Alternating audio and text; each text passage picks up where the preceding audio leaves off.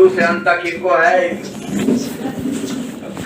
ये पार्टी से बहुत पुराने जुड़े हुए हैं। तो आप निकल जाइए, आप निकलिए।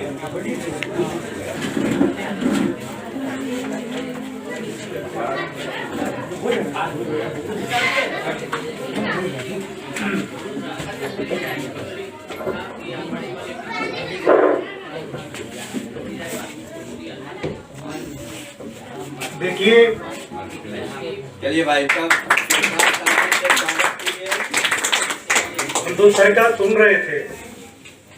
सर जितने अच्छे से इस कार्यक्रम का संचालन कर रहे हैं, तो आज प्रदेश उपाध्यक्ष डॉक्टर रंजीम साहब को जितना बधाई दे कम है। और मैं सुन रहा था तो 3 साल पहले मैं इस कार्यालय में आया था। मुझे बेहद खुशी है कि मैं भारतीय मूवमेंट फ्रंट से जुड़कर हूँ। मैं पटना में रहता हूँ। इस कार्यक्रम में शिरकत कर रहे हमारे सभी साथी, विशेष तौर पे भारतीय मूवमेंट फ्रंट के राष्ट्रीय अध्यक्ष श्रीमान डॉक्टर महबूब आलम अंसारी साहब, हमारे पटना जिला के जिला अध्यक्ष शिव कुमार सिंह साहब, फुलवारी शरीफ विधानसभा के प्रत्याशी हमारे अर्जुन पासवान जी, इस कार्यक्रम में हमारे प्रदेश के नेता श्री शंकर लाल जी और महिला मोर्चा के अध्यक्ष आशा यादव जी, कांति जी, उर्मिला जी और विशेष तौर पे राजीव चौधरी जी, डॉक्टर साहब, मनोज बाबू और जो भी संबोधित कर रहे थे, सभी का अभिनंदन। और यहाँ जितने लोग हैं, देखिए मैं विशेष बात करने के लिए नहीं आया हूँ। ये एक छोटी सी मीटिंग थी, पार्टी का जिला लेवल कमेटी बनाना, जो संदेश डॉक्टर साहब का आया था सोशल साइट पे, वो जिला लेवल की बैठक की संदेश आई थी। और ये मूवमेंट फ्रंट का कामयाबी कहिए कि एक बैठक आयोजित हो गई और इतना सफल हुआ, इसलिए आप सभी इस इंडिया के मुबारकबाद के पात्र हैं। सबसे पहले मैं इस विधानसभा की जनता को पार्टी की तरफ से बहुत बहुत बधाई और मुबारकबाद पेश करता हूँ, जिसने भारतीय मूवमेंट फ्रंट को एक मौका देकर हमें इतना वोट दिया।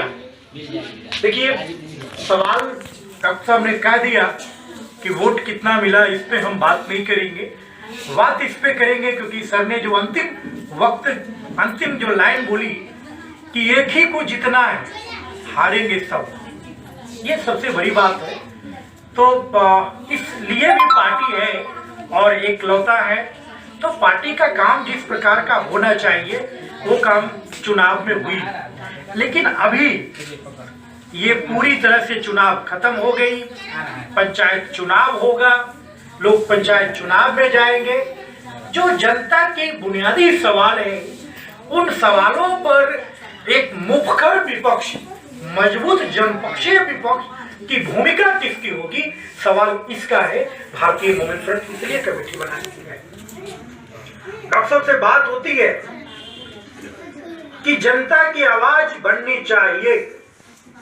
हम लोग नेता बनते हैं, सपना होती है नेता बनने की, लेकिन हमें ये देखना होगा कि आज यदि जनता परेशान है किसी भी स्थिति में, तो इस बात को स्वीकार करना होगा, मेरे कार्यों में कहीं न कहीं कमी आई होगी। और इसलिए पब्लिक यह पार्टी आगे नहीं जा पा रही है।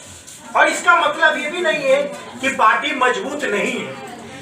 मैं आपको बता दूं, जो लोग पार्टी को जानते हैं वो सही बात है, जो लोग पार्टी को नहीं जानते, ये पूरे हिंदुस्तान की, भारत की पहले ऐसी राजनीतिक दल है कि इस हिटलर शाही सरकार में भी इसकी मान्यता अभी तक बनी हुई है।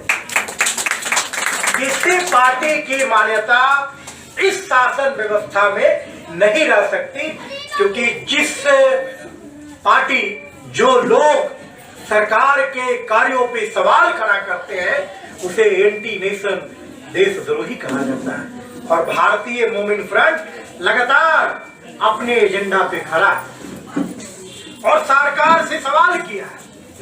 इसलिए मुझे अफसोस आती है कि हमारी पार्टी न एमएलए बन पाती है, न सांसद बन पाती है, न ही हम और कोई राजनीतिक पदों पे जा पाते हैं। लेकिन खुशी इस बात की होती है कि मेरी पार्टी बकरी बेचने वालों को भी चुनाव लड़ाती है, ये मेरे लिए खुशी होती है। मेरी पार्टी एक अपाहिज आदमी को नेता बनाती है, ये मेरे लिए खुशी होती है। इसलिए पार्टी सब है। लोकतंत्र का मतलब क्या है कि समाज के अंतिम वर्ग जो सबसे पीछे खड़ा हो, उसका विकास लोकतंत्र का मूल मंत्र है। और इस डेमोक्रेसी जिस वैशाली में हम बैठे, अभी मुखिया संघ के जो थे ये बात कर रहे थे, आज वैशाली ही नहीं पूरे भारत की डेमोक्रेसी खत्म हो गई और वैशाली एक आदर्श हो सकता है इसको स्थापित करने में। इसलिए हम आप लोगों से अपील करेंगे, जो बुद्धिजीवी लोग हैं, जो इस चीज को समझते होंगे कि राजनीति की दिशा और दशा बदलने के लिए भारतीय मोमिन फ्रंट कितनी कारगर होगी, तो उनको इस वैशाली की धरती से लोकतंत्र को स्थापना करना पड़ेगा। और लोकतंत्र की स्थापना से आपके हक और अधिकार भी मिलेंगे। और आज वर्तमान में मात्र एक साजिश चली जा रही है देश में कि दो ही दल होंगे। एक दल जो कहेंगे कि मैं ये काम करने वाला हूं, दूसरा दल कहेंगे ये काम इसने नहीं किया। तो आपको इसलिए चुनी जाती है कि आपके काम को वो निंदा करे और इनके काम को ये निंदा करे। नहीं, आपके कामों का उजागर, आपकी गलत नीतियों का उजागर मजबूती से जमीन पे भारतीय मोमिन फ्रंट उठाएगा। ये संकल्प लेना है।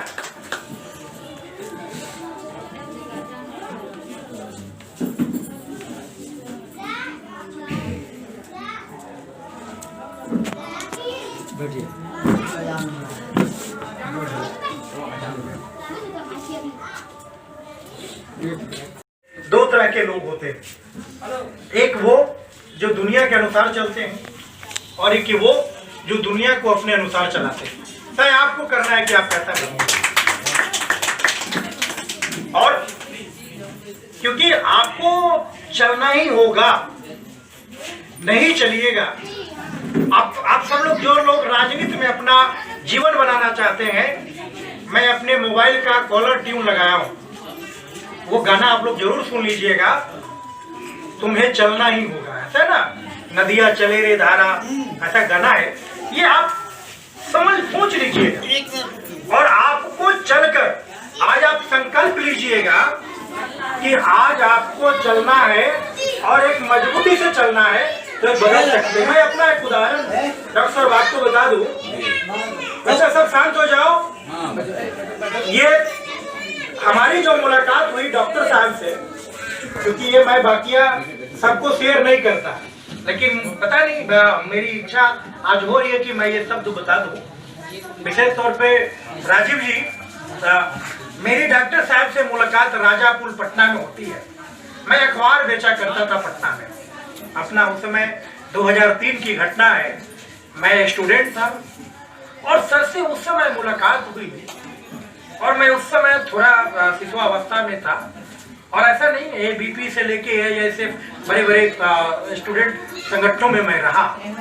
और आज मुझे ये यकीन है कि मैं पूरे बिहार में 14,772 विकलांगों का नेता, मैंने अपना 21 राज्यों में, भारत के 21 राज्यों में मैंने संगठन बनाया, उसका कोऑर्डिनेटर हूँ। और दुनिया के 6 देशों में मैंने हिंदी में जाके संबोधित किया।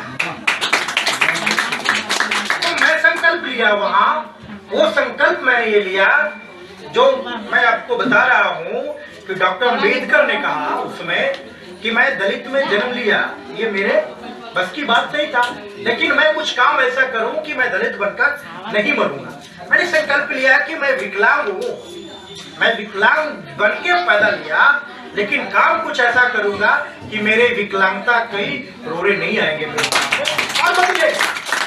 और उस समय से लगातार मैं पार्टी से जुड़ा हूं और मुझे खुशी, पार्टी काफी आगे बढ़ी।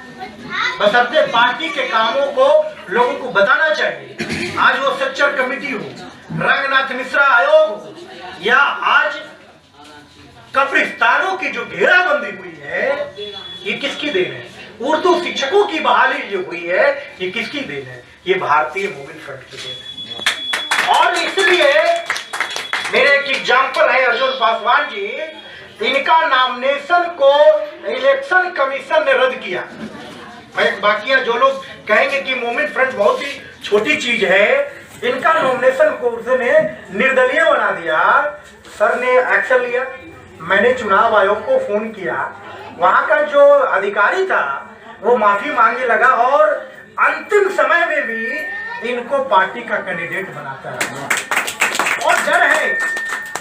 और एक चीज और मैं बता दूं, लोग मुझसे कहते हैं कि काला झंडा आपका है, ये तालिबानी झंडा है, क्योंकि पार्टी के बारे में आपने कहा। लेकिन उन लोगों को समझाइए कि काला झंडा भारतीय सुप्रीम कोर्ट का झंडा है। और जो कोर्ट, जो न्यायालय आंख में पट्टी बांधी है, काला पट्टी, इस पट्टी को खोलने के लिए उजला झंडा है। इसलिए इस चीज को हमें समझना होगा और इस समझ के हम पार्टी करेंगे। देखिए, बात हार जीत का नहीं है साथी, बात है अपने मकसद का, अपने मिसाल का, अपने लक्ष्य का। हमने क्या लक्ष्य रखा है कि 2021 में हम वैशाली जिला में कम से कम 20 गो मुखिया जिताएंगे। यदि वैशाली जिला में मैं 2021 में 20 मुखिया लड़ा दिया चुनाव में, तो 5 मुखिया मेरा होगा, ये तय करना है। और हम बनाते हैं, धान हम उगाते हैं, रोटी हम बनाते हैं, मकान हम बनाते हैं। मेरी आबादी 90% है और 10% बैठे वाले लोग हमारे ऊपर राजनीतिक अधिकार चलाएंगे। ये कहीं ना कहीं हम लोगों में कमी है, इस चीज को भी स्वीकारना पड़ेगा। तो साथी, ये पार्टी आपकी बहुत आगे है। और कई लोग ये बोलते हैं कि आपका मूवमेंट फ्रंट है। डॉक्टर साहब जी तो हमें बता रहे थे मूवमेंट फ्रंट। मेरे साथी मंत्री हैं, मैं उनका नाम नहीं लूंगा, अभी सरकार में मंत्री भी बने हैं, मेरी कलीग है। उन्होंने कहा कि क्या राकेश पटेल जी आप मूवमेंट फ्रंट में हैं? मैंने कहा कि सर आपको इस पार्टी का नाम भी याद है? यहाँ देश में ऐसी ऐसी पार्टी है जिसका लोग नाम भी नहीं जानते हैं। तो ये समझिए कि आप उसके जुबान पे मूवमेंट फ्रंट आ गया तो अंदर भी चला जाएगा। तो बरगद के पेड़ के नीचे न्याय लगा दे। मूवमेंट फ्रंट सत्ता में आ जाएगा तो रिक्शा वाला को विधायक बना देगा। मूवमेंट फ्रंट सत्ता में आएगा तो बकरी वाला को विधायक बना देगा। तो आप बताइए, जो लोग हैं, तो भाई जिसको लोभ नहीं है, मैंने अभी सरकार को लिखा है कि ये जो वर्तमान की सरकार है वो विकलांग हो चुकी है। विकलांग मतलब उसका आंख नहीं है, कान नहीं है, मुंह नहीं है, चल भी नहीं रहा। इसलिए सरकार के स्तर पे पूरी तरह से विकलांग लोग को जाना चाहिए। तो लोग मजाक उड़ाए। इसलिए आज के समय में सरकार बेईमान है, इस मादे से हम लोगों को काम करना होगा इंसाफ कायम करने के लिए। तो हम जितना सर आपको धन्यवाद देंगे। और एक और बात, मैंने देखा कि आप कंबल भी वितरण कर रहे हैं। ये समझिए कि आपका कनेक्शन कहीं ना कहीं ईश्वर से जुड़ा है, तब अपना एक इधर भी दिमाग आएगा, क्योंकि आज के